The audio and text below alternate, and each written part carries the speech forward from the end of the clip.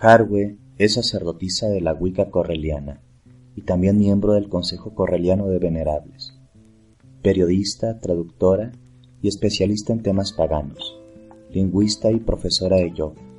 Es autora de los libros La magia de los elementos y El espíritu de una llama, una guía para devocionar a Brigitte. También dirige el Templo Correliano de Brigitte desde el año 2004. Es coordinadora nacional de la Federación Internacional Pagana en España. A continuación, vamos a escuchar su ponencia, Por un paganismo sostenible, la doble moral y la gestión de los residuos rituales.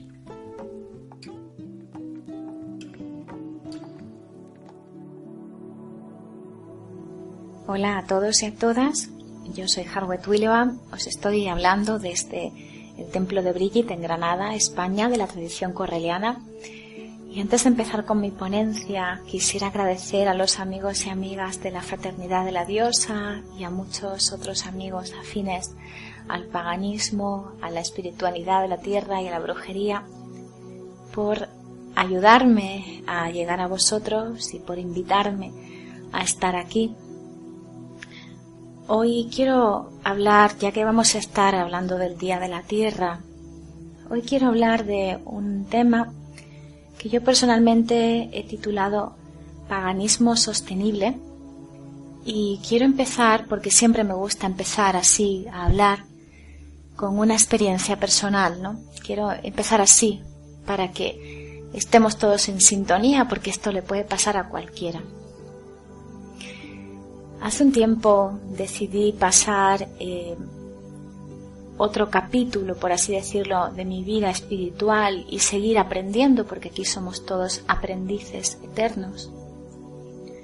Y mi camino me llevó hasta una orden druida muy famosa, que es la Oboth, que no es una orden druida reconstruccionista, sino que es un druidismo más romántico. Yo pertenezco a la tradición correliana, pero es una tradición no exclusiva, es abierta. Y ellos pues no tuvieron ningún problema en que yo siguiera explorando mi espiritualidad por otros lados, ¿no? En Oboth, uno de los ejercicios que nos planteaban y que nos plantean cuando empezamos el entrenamiento como bardo es encontrar nuestro lugar especial dentro de la naturaleza. Y de ahí que yo, y junto con mi pareja mágica, marido, amigo, hermano y muchas otras cosas más, decidiéramos encontrar nuestro lugar, nuestra arboleda sagrada en un paraje llamado Los Alayos. Es un sitio muy bonito, cerca de la Sierra Nevada, que es una de las sierras que están más cerca de donde yo vivo, en Granada, en España. Y es un paraje precioso, tiene pinares, tiene un río cantarín, es una especie de cañón por el cual discurre un río y unas montañas bastante abruptas. Es una preciosidad, es una especie de barranco, muy muy bonito. Estábamos en el fondo del valle y veníamos de vuelta de estar conectando con nuestra arboleda sagrada y conectando con esa energía tan bonita que tiene ese lugar, que es una energía impresionante, antigua y casi inexplorada. Yo soy muy despistada y no me iba fijando mucho en nada, pero mi marido, que tiene un don para esas cosas, él estaba empezando su camino en el paganismo, miró hacia un lado, hacia el otro lado del río, y vio un resplandor de fuego. Entonces fue corriendo a apagar aquel fuego, que bueno, era pequeñito, y entonces él podía controlarlo de alguna manera, y lo hizo guiado por un sentido común. Y el sentido común dice que en verano, porque era casi, creo recordar que era Lunasá, o más allá de Lunasá, que aquí en España es el 1 de agosto, porque estamos en el hemisferio norte, pues ese sentido común le dijo que tenía que apagar eso, porque era un momento muy seco del año. Era en pleno verano, el verano en el sur de España es seco y árido. Así que no se lo pensó. Salió corriendo, atravesó el río y seguido por guiado por ese instinto y ese sentido común, fue a apagar el fuego. Sin embargo, en España decimos, esto es un dicho bastante recurrente que tenemos en mi país, que el sentido común es el menos común de los sentidos. Y esto que hizo este pagano, que por aquel entonces, ya lleva unos cuantos años en el paganismo, pero por aquel entonces era solo un novato, es una cosa que muchos no hacen. De manera que mi ponencia no solamente es paganismo sostenible, sino también es una llamada de atención debido a la doble moral que muchas veces tenemos. ¿Y por qué digo que tenemos una doble moral? Yo os voy a traer hoy unas notas que tengo aquí, pues de una serie de cosas que se han dicho que yo he leído, que están en internet. Y estas cosas que hoy os quiero decir son reales, son completamente reales. Una de las cosas que se dice, por ejemplo, es deja las velas encendidas cuando estés terminando de realizar un hechizo, cuando vayas a terminar de hacer un hechizo o cuando hagas un ritual. Otra de las cosas que he leído, deja los restos en un cruce de caminos. Otra de las grandes frases, deja los restos en un paquete cerca de un parque infantil de juegos. También he leído, vierte los restos a una corriente de agua. Otra cosa, traza un círculo con sal en el lugar en el que vayas a trabajar mágicamente para protegerte. Otra cosa, esparce agua con sal para consagrar. Y otra afirmación, deshazte de los restos esparciéndolos al viento. Esto está por todas partes. Yo no me lo estoy inventando. Podéis hacer una búsqueda en Google y veréis que estas cosas se dicen. Y para algunos sé que serán tan normales como respirar. Tan normales que dirán, bueno, ¿y qué hay de malo en esto? ¿Por qué Harwe está diciendo ahora que esto está mal, que esto es incorrecto? Bueno, para eso estoy teniendo esta ponencia. Otras cosas que he visto realizar, esto ya no lo he leído, pero lo he visto realizar a mucha gente pagana. Por ejemplo, comer chicle, comer goma de mascar y tirar el chicle al suelo, en medio de la naturaleza. Fumar y desechar los cigarrillos tirándolos al suelo, las colillas, el resto del cigarrillo se tira al suelo. Por ejemplo, también he visto deshacerse de ofrendas de determinada manera, por ejemplo, vertiendo las ofrendas al río o al mar o a una corriente de agua, por ejemplo, un manantial. La naturaleza tiene un gran poder de purificación y de renovación. Esto no lo digo yo. Esto lo dicen las tablas que hay de degradación de los diferentes materiales que existen. Y hoy quería llamaros la atención porque muchas de estas cosas que hemos visto y de las que acabo de hablar, en realidad se quedan en la naturaleza bastante más tiempo de lo que nosotros pensamos. Para la naturaleza, 1 año, 2 meses, es un pestañeo. Tenemos que tener en cuenta que el planeta Tierra es muy antiguo, tiene muchos millones de años. En cambio, el ser humano lleva escasos 50.000 años aquí. Solo somos eso, un parpadeo en el idioma de la Tierra. Y las cosas, los residuos que dejamos, solo son un parpadeo para la Tierra. De ahí que tenga un gran potencial de purificación. Sin embargo, el ser humano, como es una especie relativamente joven, no ve 50.000 años como un parpadeo. 50.000 años, 100.000 años, es toda nuestra historia.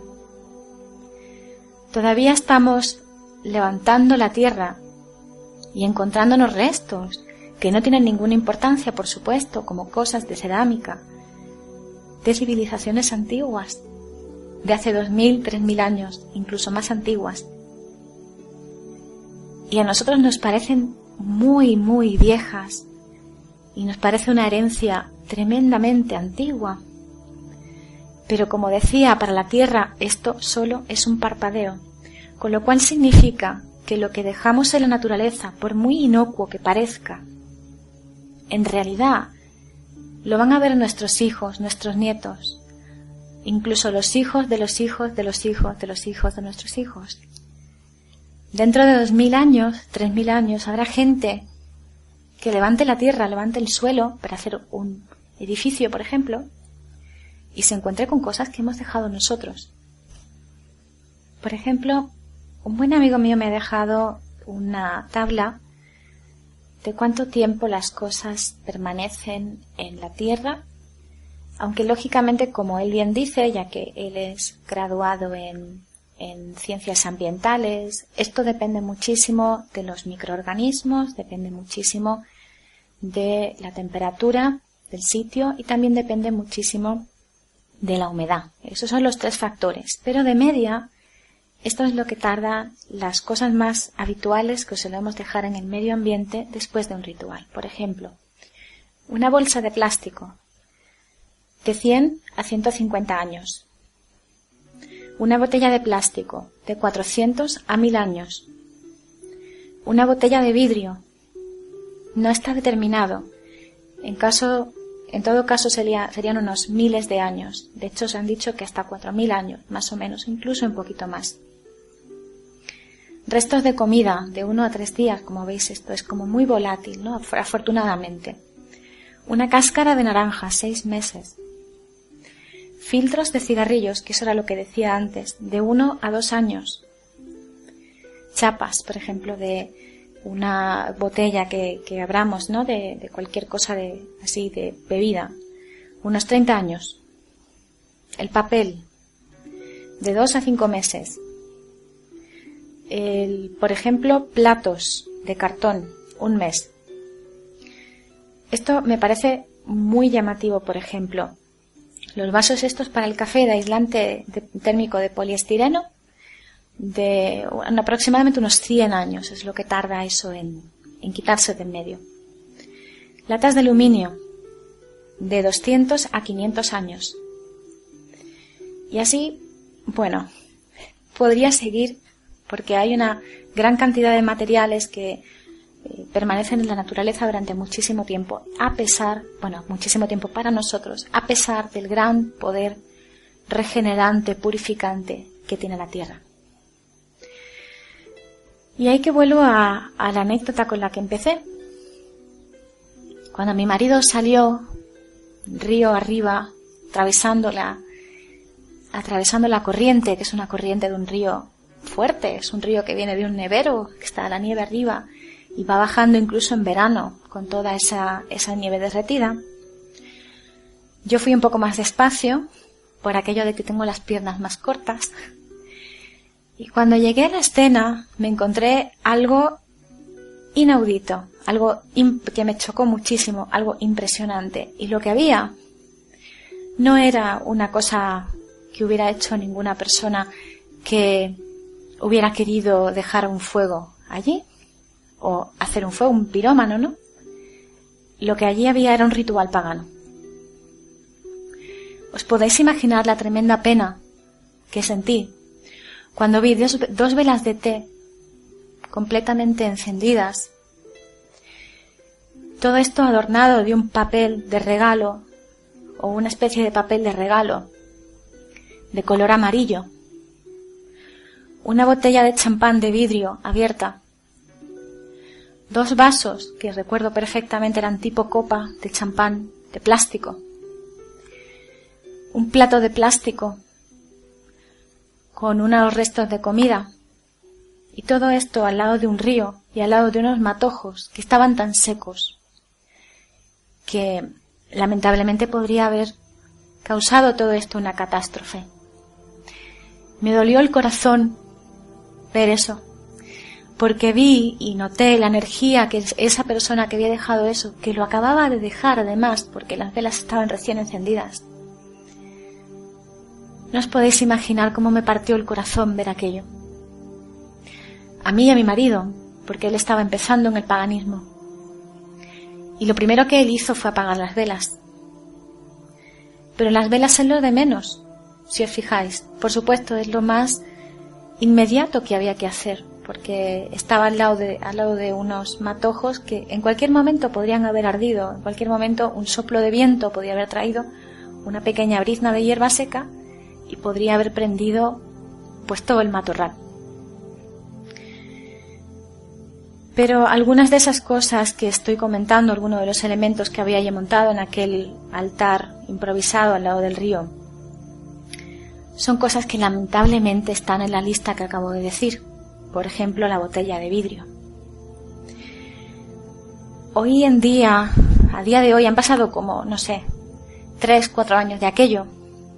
Y todavía me duele.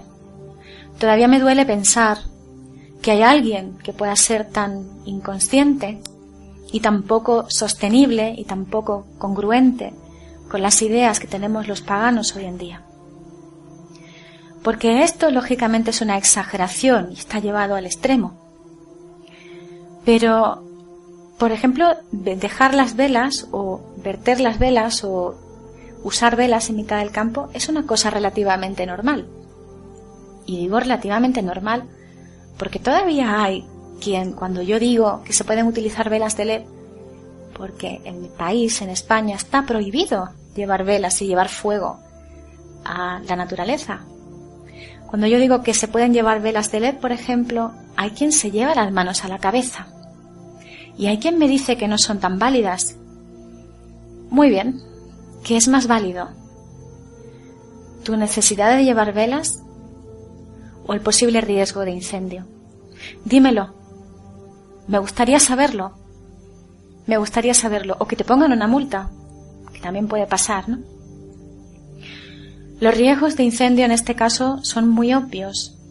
Están las velas, pero es que también está el vidrio. Mucha gente, por ejemplo, cuando me dice voy a hacer una botella de bruja, la voy a enterrar en el suelo, no lo ve como algo malo. Sin embargo, en todos estos años que llevo yendo a esa arboleda maravillosa y a ese río estupendo, me doy cuenta de lo mucho que cambia el paisaje y de lo mucho, por supuesto, que la naturaleza se abre camino. Y cuando voy a ese río, y voy en el mes de febrero y veo que llega alegre porque lleva un montón de nieve de arriba de la sierra, me doy cuenta de que es capaz de arrastrar árboles, y si es capaz de arrastrar árboles, es capaz de arrastrar una botella de bruja. Y cuando llega el verano, ese vidrio ya no está enterrado, ese vidrio ya está al aire libre, y ese cristal puede crear un incendio. Así que por muy bien que enterremos las cosas, por muy profundo que cavemos, al final todo acaba saliendo a la luz.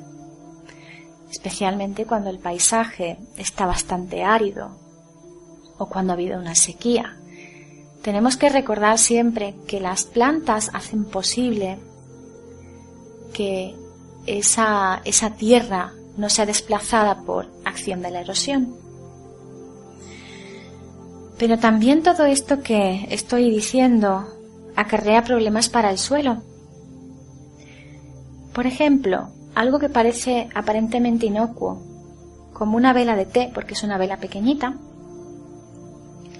Las velas de té no se dejan nunca solas, es decir, tú tienes una vela de té y va dentro, o una vela calientaplatos, que también se le llama, son esas velas pequeñas, y eso va dentro de una cosita de aluminio, ¿no? Y el aluminio, ¿cuánto hemos dicho? Unos 400 años. Es decir, tú quemas la vela, pero el resto tarda 400 años en irse. Hay que darse cuenta de que esto no se puede dejar a la naturaleza, ni encendido ni apagado. El papel igual, cuando quemamos un hechizo, cuando dejamos un hechizo enterrado, igual, el papel tarda un poquito. El plástico, por supuesto, tarda. El vidrio, ya lo hemos dicho, 4000 años aproximadamente. Y hay una cosa que no he dicho, pero que la voy a decir, y se trata de los líquidos.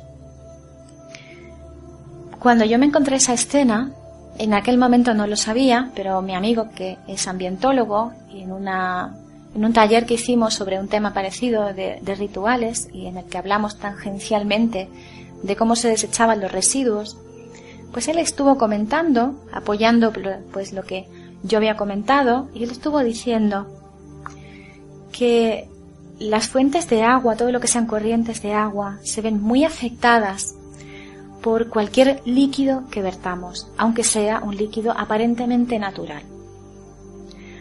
No solamente porque el agua es agua y se tiene que respetar tal y como está, sino porque hay muchísimos microorganismos, y muchísima fauna y muchísima flora que viven en las riberas de los ríos.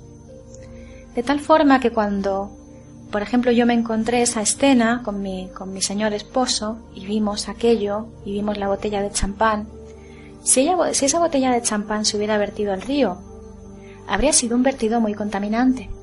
El líquido habría sido muy contaminante, no solamente por lo que dejamos que era la botella de vidrio, o lo que se dejó que era la botella de vidrio, sino por lo que ponemos dentro de esas botellas. Y lo mismo es extensible a cuando llevamos un brick de zumo o jugo, que le dicen en Latinoamérica, de frutas. Ese líquido no tiene que ir nunca a un río. Estamos desestabilizando una flora y una fauna. Bueno, pues he hablado muchísimo de cuál es nuestra actitud, ¿no? ¿Qué es lo que estamos realmente haciendo?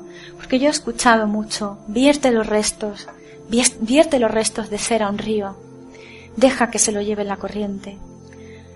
Pues la verdad sea dicha, el río nunca es el fregadero, nunca.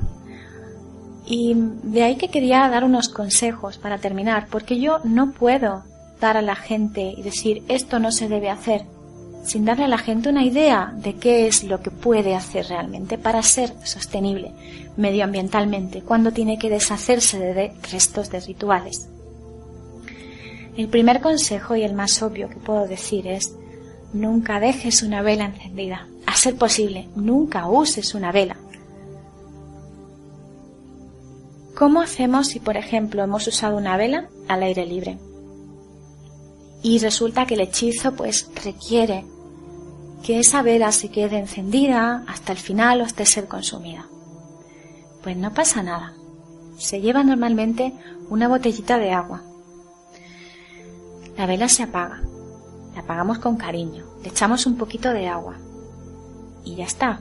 Al mojarla ya la podemos guardar. Y luego cuando se seque la podemos volver a encender en casa. Y ya en casa tranquilamente la podemos vigilar y podemos asegurarnos de que no nos queme ningún textil. Por favor, nunca cerca de cortinas. En España, como decía antes, el fuego está prohibido. El único momento, creo recordar, en el que se pueden hacer fuegos, hogueras, es en el día de San Juan, que es el equivalente a nuestro Liza. Pero es el único momento en el que se puede hacer. Y no en todos los sitios. Cuando hay un riesgo de incendio, siempre el SEPRONA, que suele ser pues la autoridad que está indicada en este caso, nos dirá cómo tenemos que proceder. En otros países no sé cómo funciona, así que siempre os animo a consultar a las autoridades medioambientales antes de empezar cualquier fuego o antes de llevar velas. La razón es que os podéis meter en un buen lío, porque las sanciones administrativas normalmente no son baratas. No queremos que nadie se quede sin dinero por culpa de esto, ¿no? La alternativa, como decía, son las velas de LED. Son muy baratas, duran mucho tiempo. Es cierto que no tienen la misma energía, por así decirlo, en el sentido de que no dan ese calor, no dan el calor que da una vela de fuego. Pero sí que es verdad que la luz la dan. Y que te pueden ayudar, si te acostumbras, te pueden ayudar a lograr esa conexión que necesitas tener en ese preciso instante con esa intención tuya. Hay que recordar que la magia se hace desde el yo superior. No se hace desde lo que tienes delante, no se hace desde la herramienta. La herramienta es una muleta, es muy útil, pero es como una muleta, un bastón. Así que si no te queda más remedio, puedes utilizar velas de LED.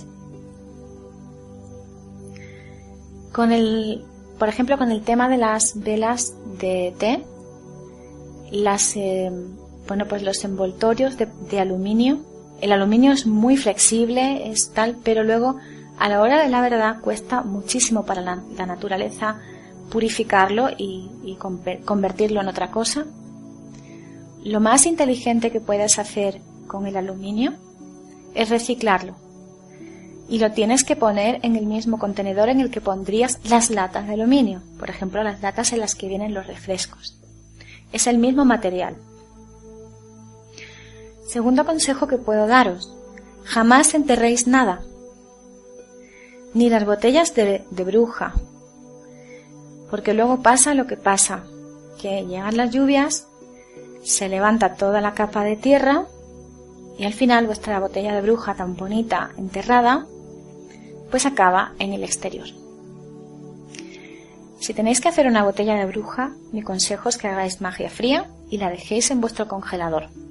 No la llenéis entera, solamente se llena aproximadamente unos 3/4 de la misma con el líquido y así no explota, porque uno de los problemas que podemos tener con el vidrio dentro de un congelador o de una nevera que realmente congele cosas es que cuando el líquido aumenta de volumen porque se ha congelado, explota el vidrio, que es normal, no es física, no es magia, es física. Entonces, si os explota una botella de vidrio, no os asustéis, es física. La próxima no la llenéis tanto, simplemente. Entonces, no hay que asustarse por esto. Funcionan igual. En mi experiencia, yo tengo mucha experiencia con magia fría y funcionan igual, Lo mismo. Como decía antes, otro de los consejos que puedo dar, no echéis nada en los ríos, nada, ni restos de cera, ni restos de aceite, ni restos siquiera de lo que os habéis tomado. Si yo me tomo hoy un batido de chocolate en un ritual, porque me encanta el batido de chocolate, no voy a utilizar el río para lavar mi cáliz. Lo dejo sucio, y así os lo digo, lo dejo sucio. Me bebo lo que quede, el culín del líquido, me lo bebo. No tengo por qué dejarlo en la naturaleza como ofrenda, o sí. Ahora os digo cómo se desecha. Entonces lo que se hace es que yo me lo llevo a mi casa sucio. No lo voy a meter en el río a lavarlo. Como decía antes, el río no es un fregadero, no es un lavavajillas, es un río. ¿Por qué? Porque esto puede afectar a la flora y a la fauna que vive en ese hábitat. ¿Cómo desecho un líquido? Si es un líquido natural, es decir, es un líquido como algo de comida orgánico que nosotros tomemos, como decía, un zumo de frutas, un batido, un poco de leche, un poco de cerveza, un poco de vino. Mi amigo Numen Delos, que es el ambientólogo al que hacía referencia antes, siempre dice que aunque no se eche a los ríos, se puede ir ese poquito de líquido que sea, o ese líquido que sea, se puede poner encima de un árbol y verterlo sobre el árbol, sobre la parte de la raíz. Eso en realidad no le va a llegar al árbol eso no le va a hacer nada, pero él comentaba y muy sabiamente aconsejaba que se deje igual porque hay algunos insectos que van a lo dulce, por ejemplo a las hormigas. Entonces a las hormigas les viene muy bien y en realidad estamos alimentando a la fauna. Y claro, se deja en un sitio donde no haya demasiado así pequeñas plantas ni nada y se deja pues cerca de la corteza, la parte de la raíz que está cerca de la corteza. Si eso se desecha de esa forma, puede ser un aperitivo muy interesante para todos esos insectos que van a venir súper contentos y van a estar súper agradecidos. Desechemos los restos de todo lo que tenemos en la basura. Y por restos me refiero, por ejemplo, a los restos de cera. Todo lo que sea cera y aceites esenciales, por ejemplo, nunca jamás se deben echar ni a corrientes de agua, ni al suelo, ni a nada de nada. El aceite cuesta muchísimo reciclar por parte de la naturaleza. Tened en cuenta que está como muy concentrado. En muchas ciudades del mundo existen contenedores especiales para el reciclaje de aceite. En mi país, por ejemplo, es muy común que el aceite de oliva se utilice de forma muy habitual en la cocina. Entonces, cuando el aceite queda viejo, el aceite de oliva o el de girasol, cuando el aceite queda viejo porque ya se ha frito mucho en él, por ejemplo, cuando se hacen cosas fritas, se echa en un bote, normalmente de plástico, y se mete en ese contenedor especial para reciclaje de aceite. ¿Qué se hace con ese aceite? Pues muchísimas cosas. Eso va casi siempre a la industria química, y en la industria química pues se hace de todo, desde jabones como nuestras abuelas, que también lo hacían, y en muchos lugares del mundo se siguen haciendo jabones con ese aceite. También, por supuesto, podemos hacer el jabón en casa, pero hay que tener en cuenta que la sosa cáustica es bastante agresiva, entonces hay que tener mucho cuidado cuando hagamos jabón casero. Pero bueno, siempre existe esa posibilidad. Otra cosa, restos de comida. Pues los restos de comida nos los podemos comer, que hay mucha gente pasando hambre. Entonces, por mucho que sean, por ejemplo, ofrendas a los dioses, ¿no? Yo, por ejemplo, que pongo muchas ofrendas de comida a mis dioses. Los dioses se comen la parte espiritual de las ofrendas. Luego tú te puedes comer la parte física. Y en cierto modo es una forma de compartir con ellos. Ahora bien, hay tradiciones que esto no lo verán bien. En cualquier caso, sí, es cierto que se pueden echar los restos de comida en el campo, pero menuda guarrería. Entonces es mucho mejor, en el caso de que no quieras, como tu dios o tu diosa ya se ha alimentado de eso, o tus dioses ya se han alimentado de eso, lo metes todo en una bolsita y lo tiras a la basura si quieres, si no te lo quieres comer. Si no, oye, pues cómetelos. Que como decía, hay mucha gente en el mundo pasando hambre. Hay que ser sostenible. Que para eso somos paganos. Y como decía, nada de dejar restos a mano de ningún hechizo, ninguna cosa. Cuando una vez me dijeron eso, ¿no? Como decía antes, se llevan los restos de los rituales a un parque de juegos infantil. Ya no en la naturaleza, sino un parque de juegos. ¿Por qué supuestamente los niños reciclan la energía? Pues la verdad es que creo que un niño que se encuentra un paquetito lleno de rituales o de cosas que hemos hecho nosotros puede llevar un buen susto. Por mucho que nos parezca que un niño con un juego puede venir y decir que le parece maravilloso y recicla la energía y todo eso, un niño es una persona pequeñita. Entonces vamos a también ser sostenibles siendo un poco respetuosos hacia los demás, aunque sean personas pequeñitas. En fin, en conclusión, y esto es lo que quiero haceros llegar, finalmente, quiero haceros reflexionar sobre hasta qué punto estamos dominados o controlados por el consumismo, incluso en el mundo pagano. Tenemos que empezar a ser responsables y a tener el valor de ser congruentes con nuestros propios valores, ¿no? Nunca mejor dicho, y perdón por la redundancia. No vale ser ecologista de boquilla. Por mucho dinero que yo todos los meses ponga en la cuenta de Greenpeace, si luego voy al campo y utilizo un río como lavaplatos, o vierto los restos de aceites esenciales en la tierra, o dejo la sal o hago un círculo de sal, por cierto, la sal jamás no debe ponerse nunca en la tierra porque quema las plantas. Por mucho que yo colabore con Sea Shepherd y me encante salvar a las ballenas, si luego voy y hago eso y dejo velas encendidas y les digo a la gente que deje las velas encendidas y utilizo Internet para hacer llegar ese mensaje y para decir a los demás que si no lo hacen así, va a venir un rayo y las va a partir. No estoy siendo nada congruente. Y no estoy siendo nada congruente por dos razones. Primera es por el discurso del miedo. Estoy sembrando un discurso en el que las cosas tienen que ser de determinada manera y si no, los dioses se van a enfadar con nosotros. Y no estoy siendo congruente también porque digo que soy pagano.